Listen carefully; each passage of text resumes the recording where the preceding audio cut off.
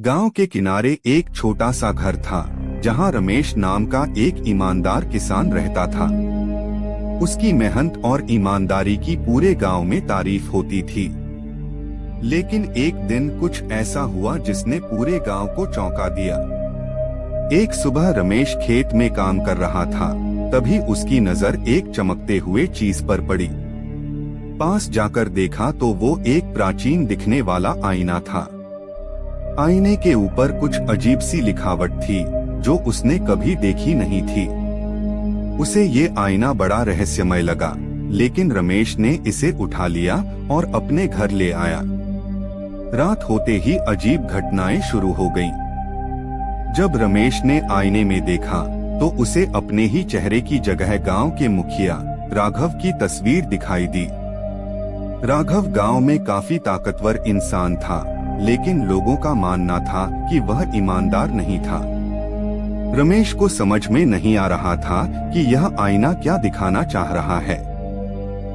हर रात जब रमेश उस आईने में देखता, उसे गांव के किसी न किसी शख्स की सच्चाई दिखने लगती। उसे पता चला कि बहुत से लोग जो खुद को ईमानदार बताते थे, असल में भ्रष्ट थे। यह देखकर रमेश के मन में डर भी था और जिज्ञासा भी।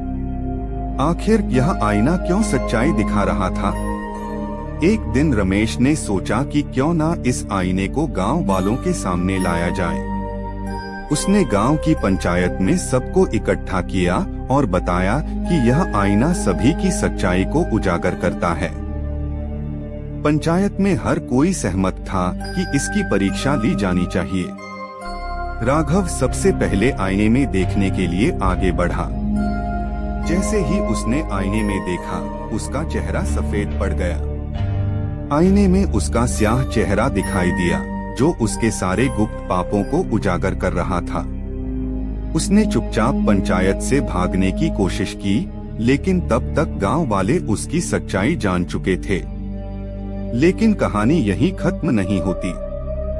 जब सबने देखा कि आईना सच बता रहा है, तो उन्होंने रमेश से कहा, तुम भी आईने में देखो। रमेश ने हिचकिचाते हुए आईने में देखा और चौंक उठा।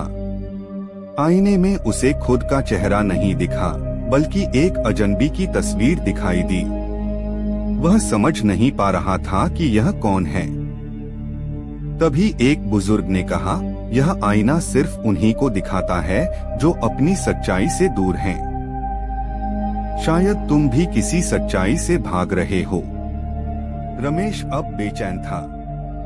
कई रातों तक वह यह सोचता रहा कि आईना उसे क्यों ऐसा दिखा रहा था।